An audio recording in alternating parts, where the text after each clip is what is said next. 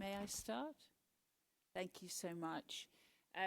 Thank you very much for coming to this graveyard slot. I'm sure you'd rather be having a drink of beer, but I hope I can convince you that stockings, anti-embolic stockings, are not worth anything, and it would be greener not to use them.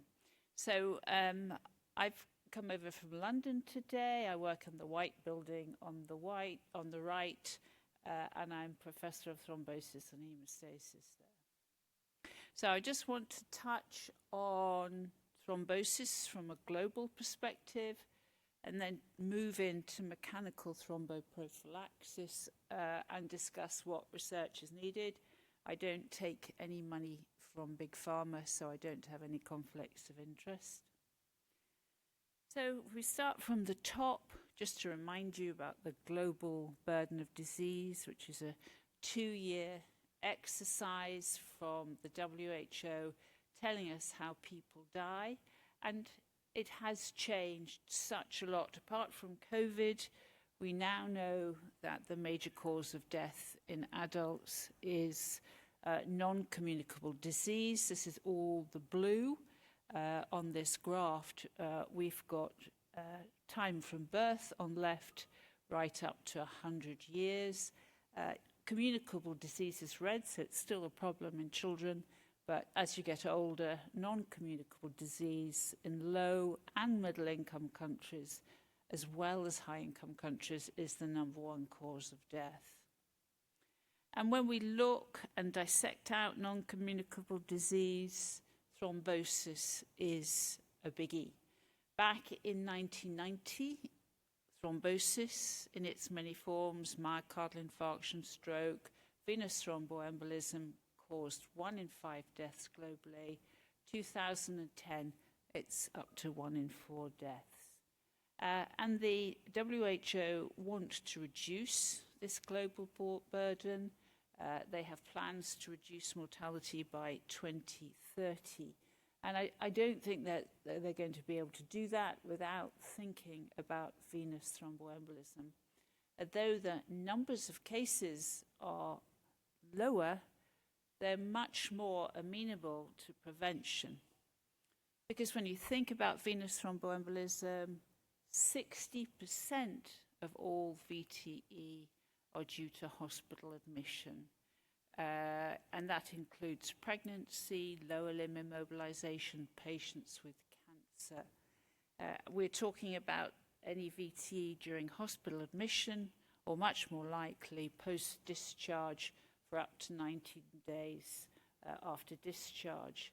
And the WHO estimate there's probably 10 million cases a year. So it makes it the #1 preventable cause of death due to hospital admission. And we all should be using thromboprophylaxis. We have a lot of old randomized controlled trials showing that pharmacological thromboprophylaxis reduces rates of VTE by about 50%. And I'm going to focus down in a minute on mechanical thromboprophylaxis. So just to remind you that being admitted to hospital does generate this high risk of VTE if you don't use thromboprophylaxis. Now, this is data from 20 years ago. It would be really interesting to do it again. I don't know what your population is like, but 20 years ago, the British population had less multiple morbidity, much thinner. Our average BMI was probably about 24. It's now about 28, 29. So interesting to see whether the rates would be the same. And we know from this Million Women study where they looked at rates of VTE after women who'd been admitted to hospital for surgery, that the rates of DVT and PE tend to peak in the first 2 to 3 weeks after surgery, and then there's a long tail right out to 12 weeks. And we know if we give thromboprophylaxis, this is an old exercise from 2012, NICE looked at the cost effectiveness of thromboprophylaxis, and you're saving money because you're preventing PE and DVT occurring. So in the UK, we had a health select committee, it's nearly 20 years ago, saying we really need to risk assess all patients for venous thromboembolism. And even today in NHS England, we all have to show that we are doing 95% VTE risk assessment. We've got a lot of risk assessment models out there. We recently looked at them all. They're quite disappointing. They lack specificity and they have quite a lot of sensitivity, but we don't have a wonderful VT risk assessment tool that's just picking out the very high risk ones.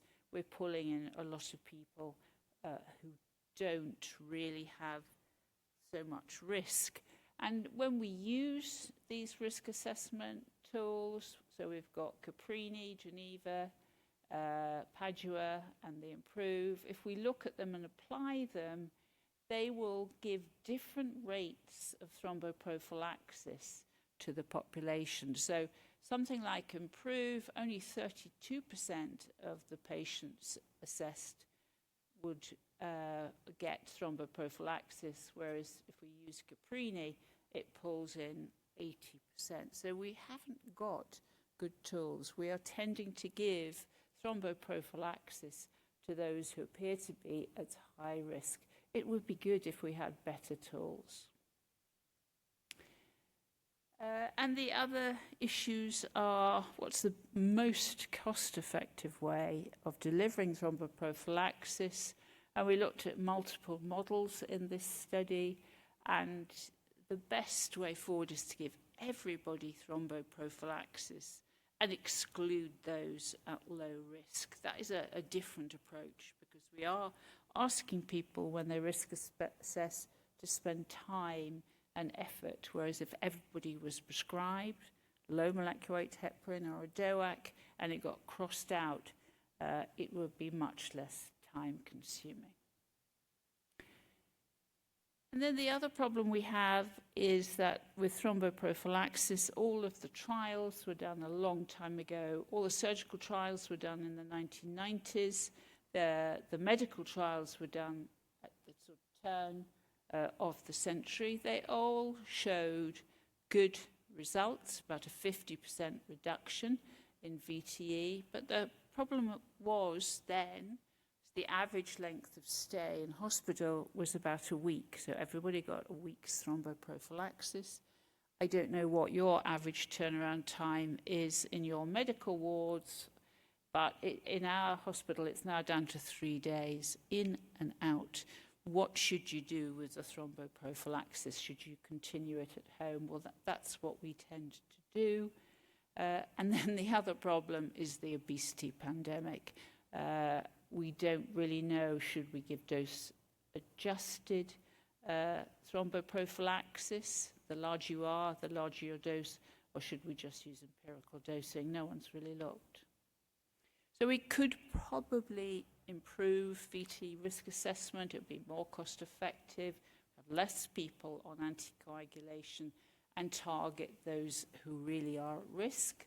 And we have some fairly amazing data from a surprising source. The orthopedic surgeons, certainly in the UK, were never very keen on giving thromboprophylaxis, but there is this wonderful work from Belgium and France, led by Delphine Douillet, who have come up with a really super-duper risk assessment tool for people who have lower limb immobilization.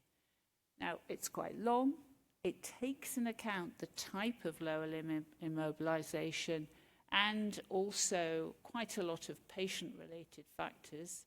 But if you have a score less than 7, they have shown your risk of a VTE is about 1%. You don't need thromboprophylaxis. More than 7, you should get thromboprophylaxis.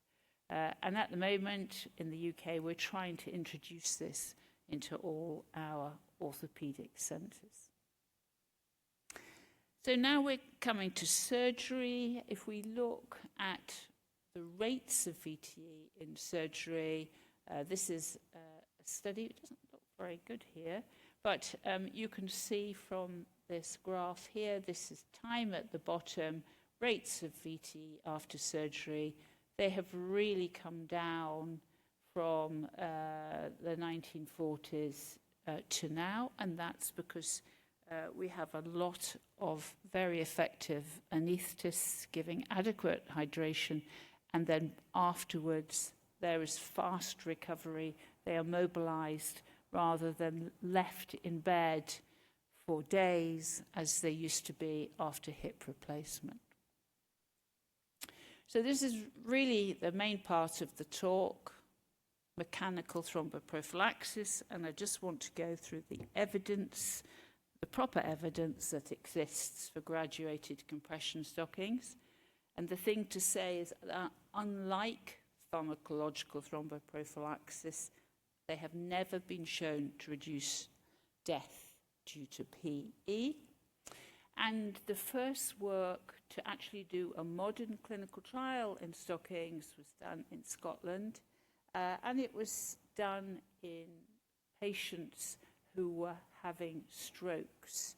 And they randomized all the stroke patients who were quite immobile with their stroke to receiving stocking versus no stocking. They actually randomized 2,500 patients back in 2009, and they looked at 3 weeks at the rate of DVT and collected the data on PE and death. And what they found was there was no difference in overall VTE rate, so 10% with stockings, 9.5% without. But what they did notice was that 5% of the patients who had stockings had major side effects. They had skin breaks, and one of them actually had an amputation because they had peripheral vascular disease and should never have had a stocking at all. So this is the first study to show with modern randomized controlled trial there's no benefit of stockings. But really, most people are using stockings in medical patients, in intensive care patients, because that's what they do in surgery. And if you look at Cochrane reviews and general reviews, there is no good evidence they work. In England, we have been spending vast amounts on stockings. The last time we counted it, it was 63 million, and that's 15 years ago. We've done what we call freedom of information call, and it looks like we are actually purchasing 250,000 stockings every year for the surgical patients in our country. That's a huge waste if they don't work, never mind the carbon footprint. So during the pandemic, we, funded by our National Institute of Health Research, did a study looking at moderate risk surgical patients, and they all got pharmacological thromboprophylaxis and stocking versus no stocking. It was published in the British Medical Journal. It was COVID, so nobody really took any notice. But we did manage to randomize nearly 1,900 patients. And if you look at the figures, those who got low molecular weight heparin only had a rate of VTE of 1.7, which was surprisingly low, because old figures had said you should expect a higher rate. And those who got stockings had a rate of 1.4%, no statistical difference. So that does suggest we have no benefit of stockings in moderate risk surgical patients. Just to point out, the VTA rates are quite low. This is modern surgery we haven't got the major problem that we used to have 20 or 30 years ago. So the next study that we're doing is called the PET study, and this is looking at anti-embolic stockings in low-risk surgical patients. Again, funded by our National Institute of Research, because they can see if we can show they don't work, we are going to save a lot of money. So we have cluster randomized 50 hospitals with the aim of recruiting 22,000 patients to this study. It's been quite difficult to get these patients because they must not have any risk factors, and the average patient coming for surgery is always overweight or obese. So it's been quite hard work recruiting. We've been going on for a couple of years. This is just showing you that we were aiming for, well, nearly 22,000 stocking versus no stocking. And our statistician has now stopped the study at 11,000 and says that we have an answer. And so we're pulling together all the data and writing up for publication in the autumn. And we believe stockings have no benefit. Well, we'll find out in the autumn. But I think we don't know what the statistician has found, but we think that's what he's found. So the last study that we're doing in surgical patients is GRACE. So this is graduated compression stockings as an adjunct to extended pharmacological thromboprophylaxis. So that's all of those hip and knee replacements and cancer patients who will have either low molecular weight heparin or a DOAC post-discharge. And they are randomized to just extended pharmacological thromboprophylaxis, or you can have that with the stockings too. We are recruiting about 40 to 50 hospitals. I think we've got up to about 32 at the moment. So that's going through. It's quite an open randomized controlled study in that the pharmacological thromboprophylaxis can be either low molecular weight heparin, or it can be a DOAC, or as we do after hip surgery and knee surgery, it can be aspirin. And so that's going to have quite an interesting result. And we have not specified you must have below knee or above knee stockings. We've left that to the normal practice of each hospital. I should say that if these trials don't find any benefit for stockings, our orthopedic surgeons are still very keen to give their patients graduated compression stockings after hip and knee surgery because they reduce swelling. But that is not because they are having a thromboprophylactic effect. So our timelines are for the next few years. I should just say that we are doing self-reported outcomes, but everybody gets ultrasound at 3 weeks of their legs, and obviously we will note any cases of VTE. So I can't give you any evidence that stockings have any benefit, but boy, intermittent pneumatic compression is a different entity. So if we go back to the stroke studies led by Martin Dennis, after he'd looked at stockings, he gave his patients who'd had stroke with quite immobile limbs a trial of intermittent pneumatic compression, and they randomized 2,800. You can see the results here. There's a significant fall in rates of DVT. There's a near significant fall in death rate, but we do have a significant rise in skin breaks. Now, this is in the same population as those that got stockings with stroke. So there is this difference. And if we look at this lovely randomized controlled trial, this lovely systematic review, it's rather old, but it's very elegant, I feel. And this is looking at the effect of IPC on the risk of pulmonary embolism compared with placebo.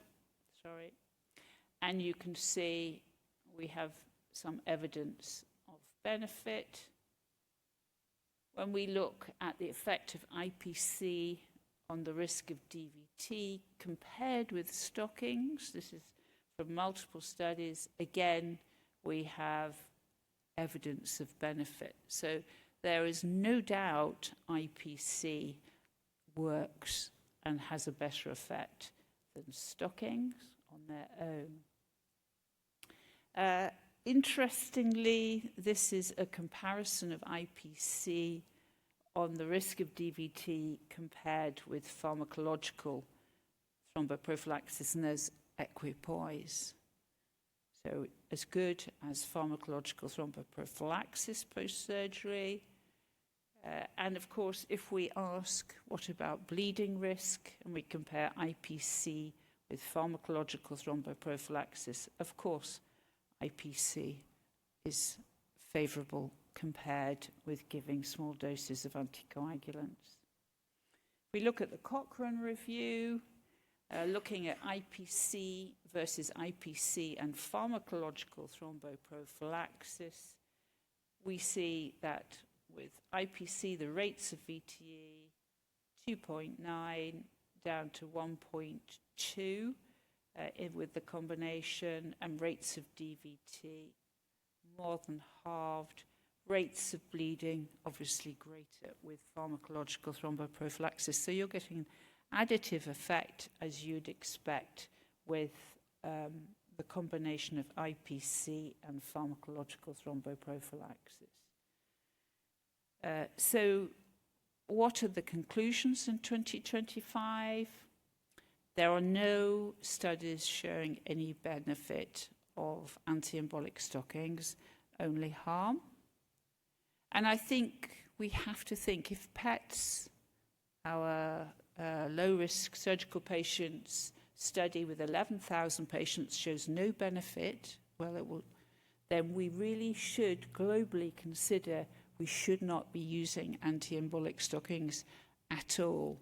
And if you want to trial or use stockings in a specific area, such as in obstetrics, you actually have to positively do a trial and compare with the baseline, which should be absence of stockings. And this amount of money saved is phenomenal, and you can use the residual money for IPC, and there'll be enough left over to make your managers very happy. I think we have issues with IPCs. I don't know how you might be using them in your hospital. There often is a limit to the machines, and the patient goes to theatre, they have IPC, and then they have everything taken off when they leave because they have to go on the next patient. So we need a few more pieces of equipment so that the patient can have the IPC for as long as they're immobile. So taking me to my last slide about what we should be doing in thromboprophylaxis, what is happening in thromboprophylaxis, we really need to spend more time looking at better risk assessment tools, personalizing risk assessment. I've discussed mechanical thromboprophylaxis and anticoagulant thromboprophylaxis. We need some advice about dosing for how long and how much in those who are obese. Thank you very much.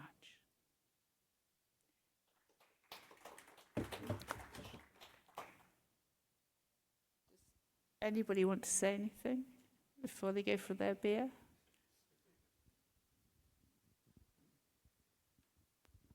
Thank you. You mentioned special risk groups like obesity, pregnancy, and so on. Is there any data on patients with variceal venous insufficiency? So with venous insufficiency, we really are talking about a different type of compressions. They've got established disease, and most patients feel they benefit because they get less swelling. We've got class 2 and class 3 compression, so some really tight compression.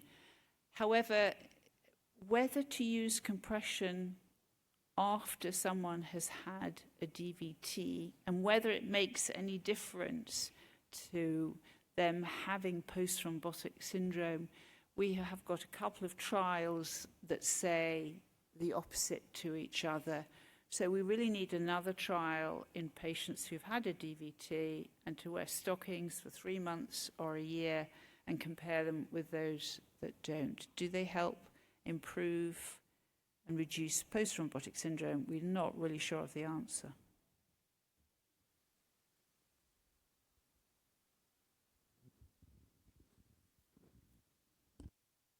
I think that's the end, isn't it? Thank you very much. Have a lovely evening.